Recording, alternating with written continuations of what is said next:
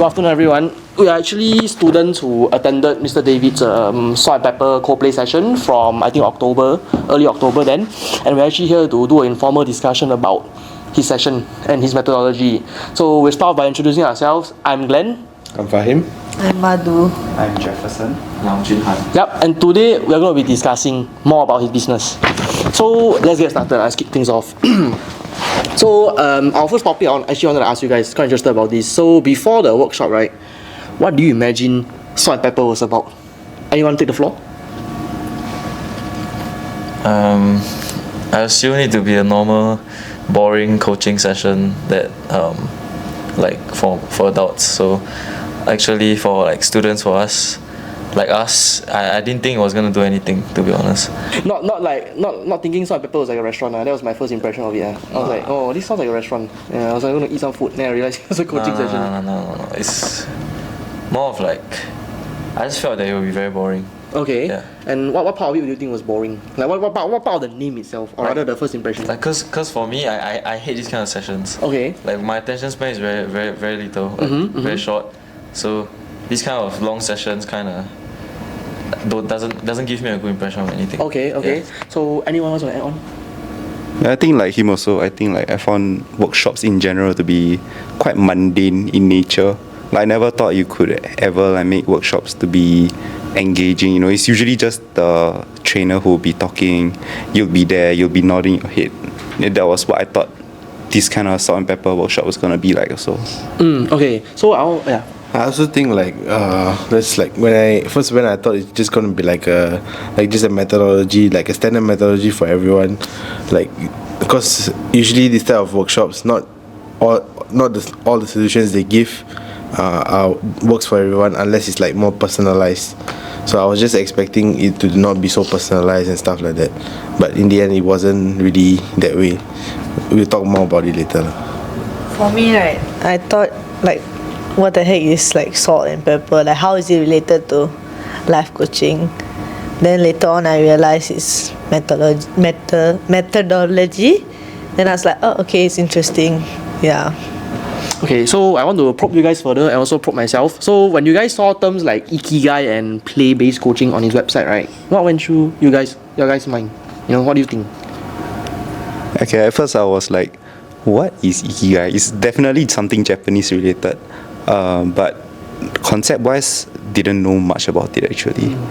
Maybe I can also add on to my point. I think that at first when I saw Ikigai, I thought it was a samurai way of life. Yeah, there was a code of honor to it. I thought it was a code of honor. So I think upon further research, you realize that it's deeper than that.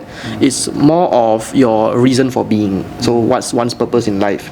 And apparently there are a lot of misconceptions about it. I didn't know about that. And even for play-based coaching itself, I didn't know what it was also. I thought play-based coaching was like was something that you went out to the park and play, run around and all those kind of things. But it was not what I expected from his session. So that was really interesting. More on that later Right, anyone else want to share anything? Initially, I thought like I didn't know what Ikigai was also. I had to do some research to like know and stuff. I went to his website. It has some knowledge. Information that's useful to like know more about Ikigai. And play-based, I was honestly like, how come you're just playing with Legos? Because you use Legos as like a medium to communicate. So I'm like, how is this gonna work like with Legos? But later on, I discovered like his way of doing it actually works. So yeah.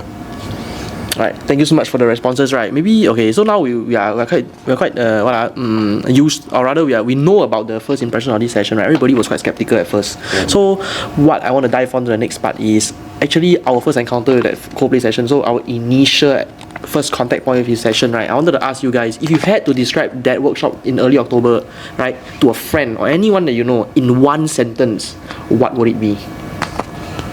Sure, I have one. I think it would be enlightening.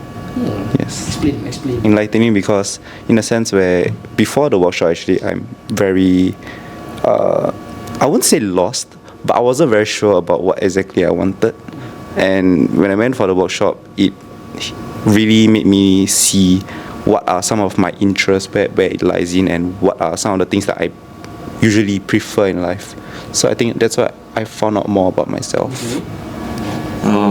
For me, it would be like clarity, because I was able to like through the play-based coaching, I was able to kind of express my thoughts visually with the Legos. So it's kind of made my purpose more clear.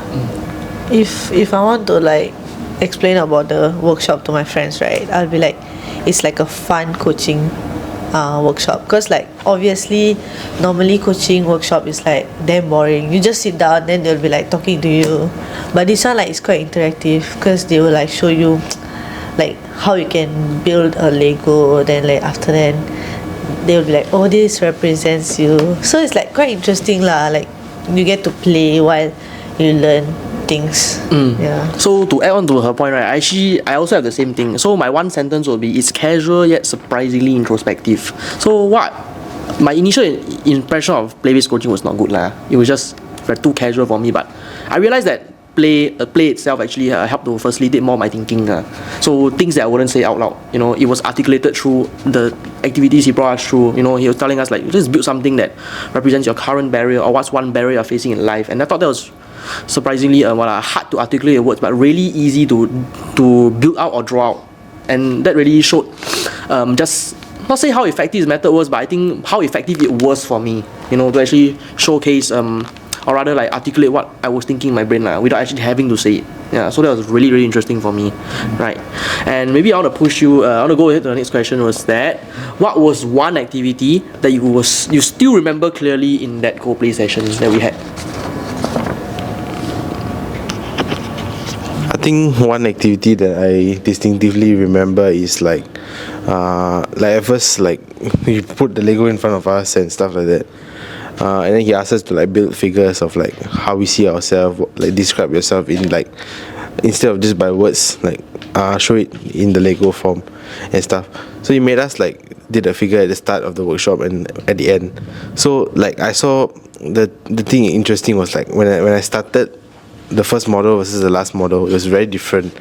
It's like I kind of, at first I just like thought about myself and then like just made a figure, but at the end I had more like he asked me more questions which changes my model to make it like, so my model at the end was like me being like in like a very big house and, you know, with a lot of cars and in like a very like a nice location and stuff like that. At first it was just me, but I guess he probed me enough to like, you know, see what direction I want to work with and stuff, because I have a very good interest in business and stuff. So it kind of like, he made me think more deeper to what I want in the future and like really living every moment. And he also talked about how not every moment will be the same. So like, for example, even like this podcast we're doing right now, this discussion, even if you do it again, it won't be the same as the last time. So he really focuses on how about living every moment and like treasuring it, because it can never happen the same again.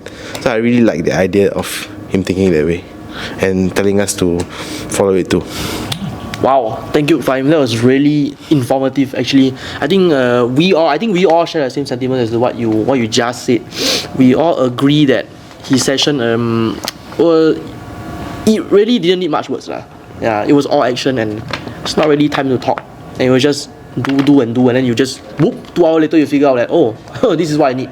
Yeah, and then it just continues on lah. Yeah. Okay.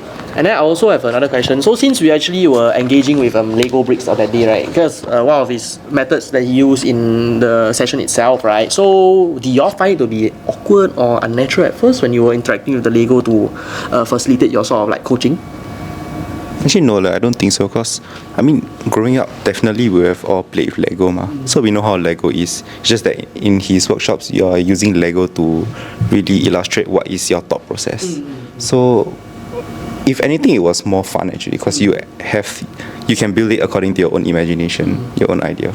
Right, and Madhu, I remember, right, the models we built were quite interesting. Remember you were seeing all the other members, right? The model was a very high, there was a very like tall thing he built. And I also thought that Fahim's house was very well built, you know. In the span of like, I think like 10 minutes, I was able to get like a very nice house done, you know, with him in the middle, you know. And then he's talking about, I remember hearing the conversation, he was talking about his aspirations in business, being successful in business, and also being successful in helping his religious work. So it was very interesting to see things that he doesn't usually share about himself that's actually articulated through the Lego thing. So I think all of us can agree, right? If where you can say that Lego is not unnatural actually. Yeah, quite okay, quite natural. I think we all, in some form or some way, we actually interacted with building to build our motor skills at a young age. So it wasn't unnatural to say, but per se, but maybe felt a bit just like you lost something, you know, like you're suddenly rediscovering it again. So a bit more interesting, I think. Yeah, it's like a first time experience for this. Alright, maybe we move on to the next topic. We can see what we want to discuss about this. Alright, so for about our topic 3, right, moving away from his sessions, right, we want to talk about his concepts, right? So Ikigai itself, right? We don't need to explain it much. We're going to go through just what does purpose mean to you before and after the workshop. Through a comparison, then we can tell. So maybe I'll start with myself. So I think before the workshop, I wasn't lost, but I think my purpose was more of working hard, you know, pushing onwards. You know, like even when things get hard, I just continue going. I just continue doing, but I didn't really have a goal in mind, or rather a place I wanted to be in. But I think after the workshop, I still didn't have that. I still didn't have that goal I wanted. But at least the path was a bit more clear now. You know, even if there was, so one of my barriers was that I needed to overcome the self-reliance thing. You know, like I needed to ask others for help. Right, that's one of my problems. And through that session, right, he actually helped me to look a bit deeper and then realize that I need to ask more people for help. So that's actually an easier way for me to discover my purpose. So definitely I moved forward from that session. It was not a regression or I didn't get lost. I actually the path was clearer for me lah. So this was my personal experience with the purpose that he was talking about. Yeah. I mean, before this session, my purpose was like, it generally was just to make money. To the point where I kind of forgot why I want to make money. Like it's just a general term, like make money to be happy, for freedom. But after the session, it makes me realize that like my purpose is really to kind of retire my parents, make the people around me happy, make myself happy, so I don't need to worry about all these financial stuff. So it kind of links back to why, it kind of brought the why back into why I want to make so much money in the future. So yeah. Yeah, for me also quite similar lah. I thought like, must earn a lot, must be rich, build a big house, stay in it, like that kind. But then after that, I realized like, after going to the workshop, I realized like there's like, to achieve that all, you have to also have a purpose. Like, you know, take care of my parents, and then like also need to reflect on what happened on the day, so that you can like, you know, move forward and don't do the same mistake. And then like work on it so that you can like achieve your purpose in your life. Yeah, for me, purpose in my life is to like keep my family happy. Yeah. Thank you for the sharing. Anything on your end, Fahim? I think also like quite similar lah. Like what Jun Han said, like just like want to be able to make more money. I mean, I still want to make, like, you know, keep working hard to make money. I guess like after the session, I took a step back to like as I said, like think about what happened today and like the moments that happened, instead of just like, you know, just going like all on, just fully locked in and just keep working, instead of like not stopping here and there to like, you know, just think about what's happening, like be more aware of our surroundings and stuff, you know. So I think like I'm more aware now about my surroundings, not just like the people around me and stuff, just like what's happening in day to day, instead of just focusing on the goal. Like take a step back here and there to like see your environment, see how things go, you know, just to like self-reflect on yourself too, what you can improve on and what you can change, you know. I think like for him also, I will agree with him. I would consider myself a pretty driven oriented kind of person, because whenever opportunities present themselves to me, I always just take it. I never really take a moment to think if the opportunities that I take, do they really align with what I want to do in the future.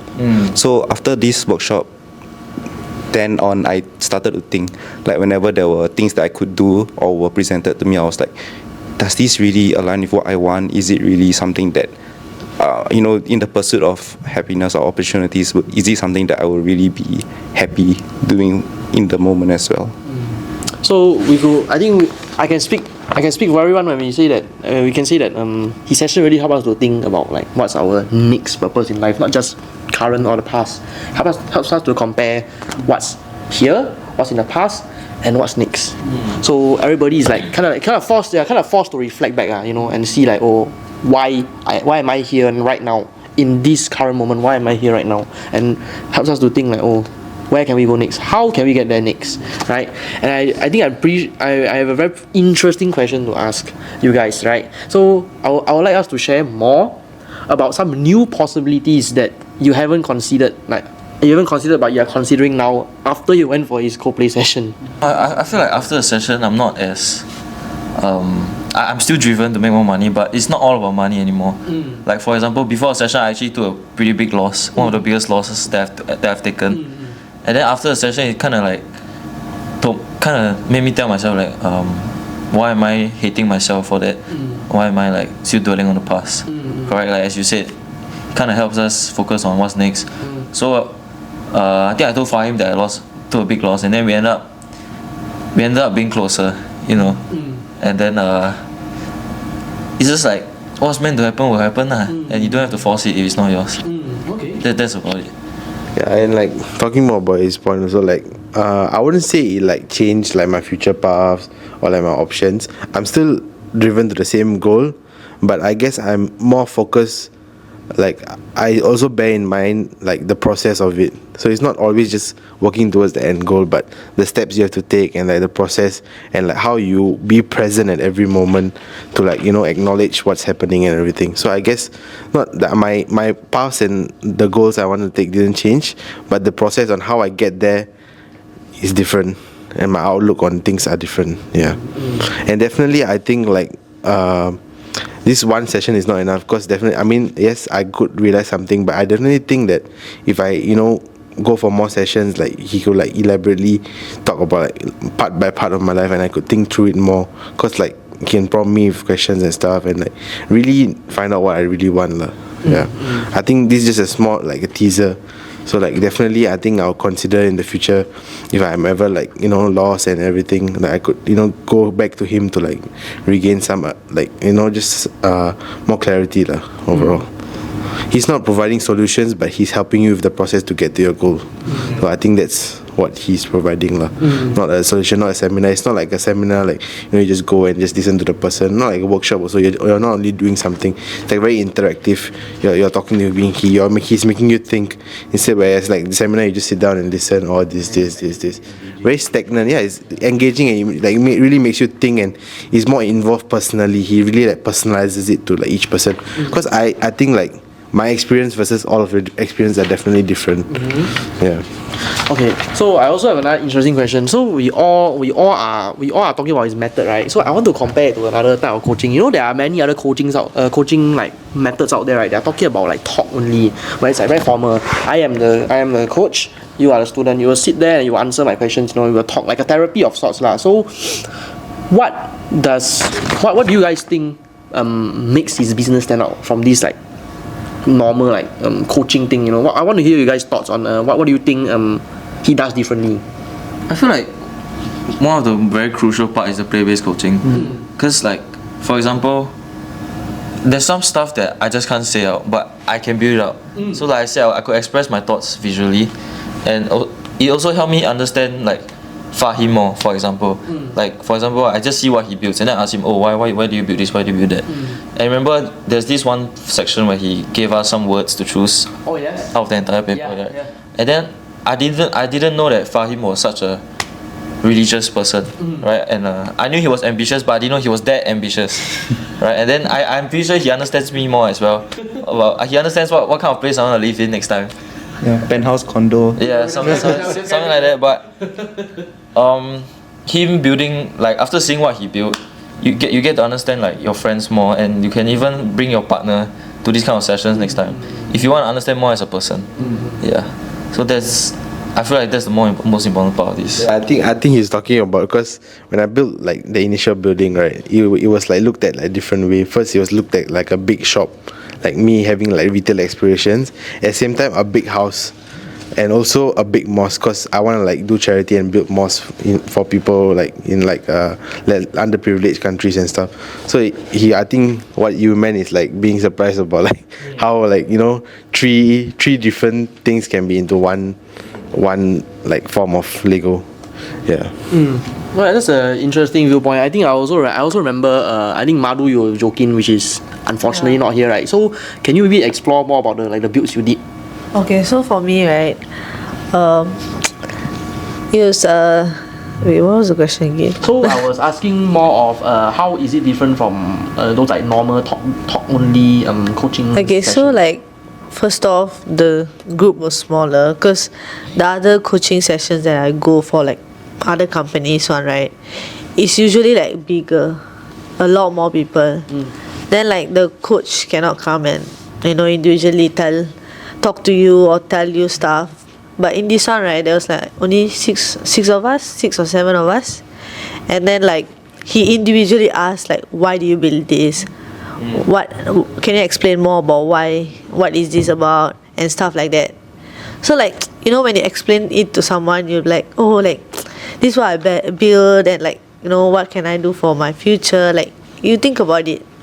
So yeah, that's why like this is more closed, and like I think you also when other people share stuff, you can also learn from it. Yeah.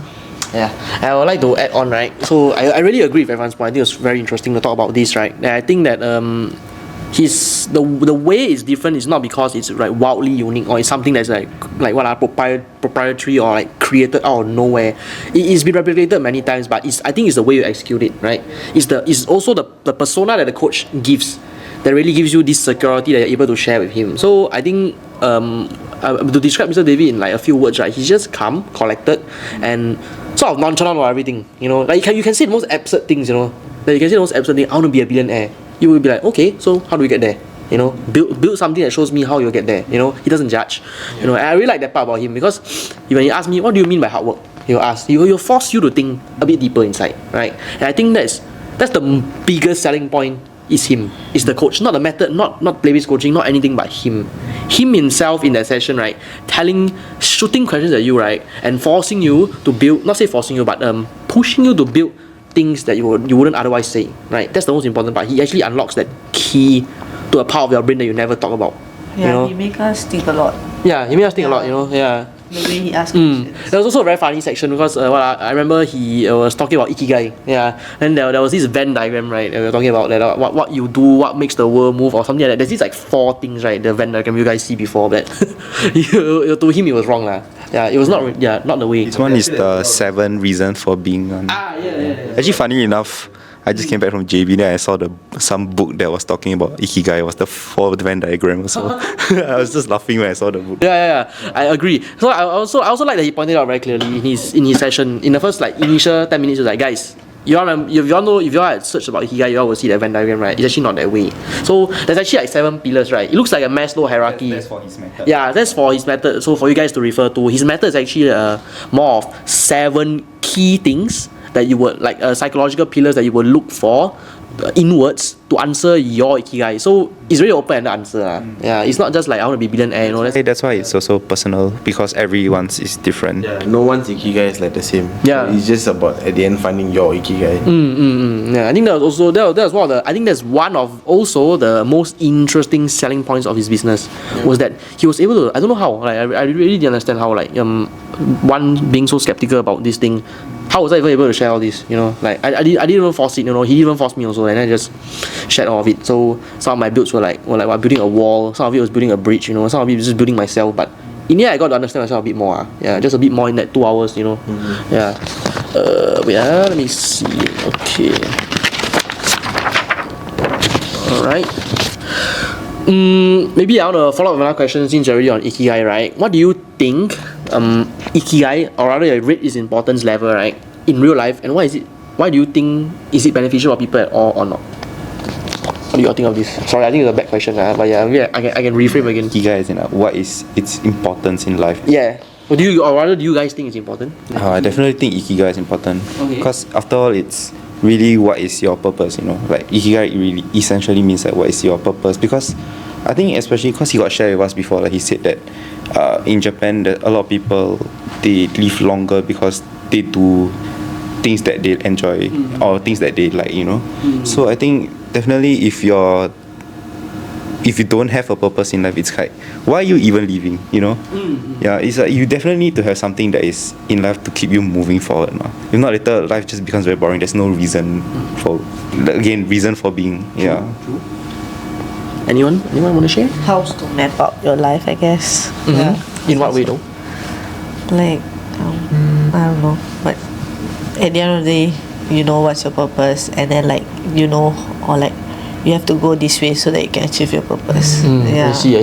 Alright, so okay, since we are going to reach the 30-minute mark soon, right, I want to hear from everyone. I think just one last question to really seal this thing, right? So do you all think, like for us students, even for students or rather any age group, you know, from students all the way to working professionals, early, mid or even experienced, right, do you think life coaching is important for us, or for everyone that I've just listed?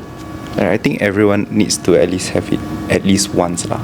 So you know, especially if you're a student or getting into your next path in life, you know, you need to know exactly what is it that you like, so you can make the most informed decisions for your future as well.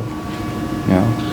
I think it's definitely important, at least like once, like, because I mean it honestly depends on which part of your life you want it to be, because sometimes for students trying to find out what's the next, they just graduated uni and they just want to see what's next, or sometimes like mid-career professional where they're trying to they're very stagnant in their job and stuff like that, and they want to find the next like big thing for them to work on and stuff like that. So I think it's just like, it's not more like they're selling you a method or anything. It's more like to find what you really want at the end of the day, because sometimes with everything there's all this noise. When I talk about noise, not necessarily like just like, you know, like some like tuk tuk tuk, you know, sound like that and stuff like that, but like there's a lot of noise, there's a lot of things happening around us. So I think like this type of sessions, like they, especially JV session, makes you like just slow down and pause and really think about what you want next. So I think everyone definitely should like give it a try and stuff like that. Yeah. I second Jeffersen and Fahim's opinion. I think that even if you're not interested in life coaching itself, right, I feel that you should at least give it a try once. You know, not to go with any expectations, but just what it could do for you. You know, as a whole. You know, you don't have to be lost in life to seek life coaching itself as a whole. I think that you should just be open to hearing other people's opinions, unbiased opinions. I'm talking about that, not from family or friends that say, oh, you're good enough, you're fine, all that kind of things. I would like to go to a professional that actually knows what he or she is doing, right, and actually tell me or show me how I can improve myself, and I think that was exactly what this life coaching session did for us. For me, specifically, I think. Who knows, you also might learn something new about yourself. Yeah, exactly. Even about Ikigai itself, right? Yeah. Not the samurai way, but rather a different way. Yeah. So, anyone else have anything to add on? I think I will really focus on like it helping. I don't know about you guys, but helping me take a step back and realize like what really matters to me and like why I want to do what I do, right? Like chasing money kind of strains relationships with your family. I don't know if you all felt this before. Definitely. But yeah, it also helped me become more grateful as a person. So I don't focus on what I lost. I'm more focused on what I have. Like for example, I have like a good friend like Fahim. I'm grateful for him. Like maybe that's all that matters, right? My money is not all that matters. So yeah, I think Ikigai is applicable to both students, working adults, like even like grandmas. Yeah, I also think like I agree with everyone. Like I think you all should give it a shot to this life coaching like sessions, because some working professionals, right, their purpose would be like, oh, I need to earn money, but they might have a passion. They can maybe work on the passion. They can earn money through that also. That can be their purpose. You will never know. So I think through these life coaching sessions, you can find out more about your purpose in life. And I think Fahim has something to add on. Fahim. Yeah, I think at the end of the day, people always like are trying to make money. Like everyone has their own ways and stuff. They're trying to find like new ways to like invest in things, like let it be stocks or property or like making like all these fixed deposits and stuff like that. But at the end of the day, to get to wherever you want in life, I believe that you have to invest in your personal brand. And I feel like this type of things like life coaching and like how David does his workshop and stuff, I feel like everyone should give it a try at least. I mean, like, because at the end of the day, you're investing in yourself. It's like the same things as like gaining more knowledge, you know, going for classes and seminars to like get to know more about what you're doing and stuff. So I feel like at the end of the day you should invest in yourself. And come on, like it's only like less than $100, you know. Like I believe like any of us can be able to afford it, because like we can easily spend like almost $100 in a dinner or like a pair of shoes and stuff. But I feel like this is more important as you're investing in yourself to be better in the future and also work towards your goal. So yeah, I think that's very important. Thank you, Fahim. Thank you so much for that. Again, right, seconded my opinion on this. Yeah, he really said what I wanted to say in my mind. You know, he spoke it for me so beautifully. You know, I agree. You know, agree that there are so many things you'll be spending your money on, right? It could be cars, it could be what, houses and all. But are you really living life if you don't invest in yourself? Yeah, you know, like yeah, I'm not asking you to go and like spend buckets of money, thousands of money to go and go for this like not get rich, but more like know yourself better courses. And we're not asking for that. I think all of us, we don't have money to afford that. Like seriously, I don't have money to plant 20,000 on this kind of stuff. I don't. But what I do have is a drive to know more about myself. And I think Mr. David's session just does just that. You know, for us. You know, it's very simple. You know, I think it's more worthwhile to invest in your own life than it is to invest in all these tangible things. Because when you're at your deathbed, you will not remember all the things that you achieved in life. You remember if you were ever clear to yourself. Do you ever reward yourself or learned more about yourself? You know, I think that's a more important thing when you're at your deathbed. You won't remember all the cars, or all the money, or all the ladies you had, or all the partners you had. Yeah, I think you'll more remember like, did I live a worthwhile life? You know, did I know myself? You know, And again, if the ladies and all that is your life, then you live your life. I mean, yeah, if that's your Ikigai, then exactly. But again, on a deathbed, you remember all this, yes, but I think the most important thing was, did I care for myself? Did I live a life worth living? And I like to think that his session helped me to think more on that, or rather reflect more on that thing, you know, so that I'll be more clear about what I want, you know, and not just what I need to give people or give others, or what societal expectations I need to fulfill. Now it's just what I want to fulfill for myself. And I think Ikigai is not bad. Decent way to understand it. Yeah, it's compressed and easy lah. Yeah, and I think that's it for the end of our informal discussion. Thank you everyone for their time. I really love this discussion. It was so informal and everybody was just sharing their thoughts back and forth. You know, it was very good banter. You know, yeah, and I hope that for those viewers who are watching, if you are ever on the fence about a service like this, we hope that our discussion actually help you to give you a bit more assurance that this service is not bullshit.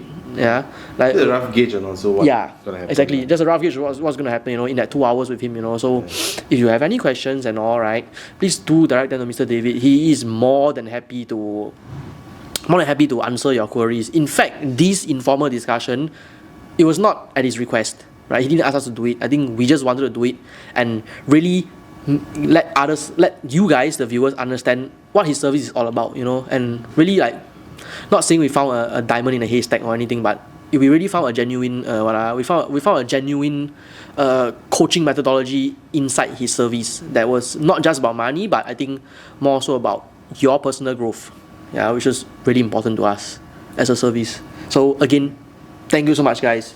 Really, thank you. Thank you. Bye.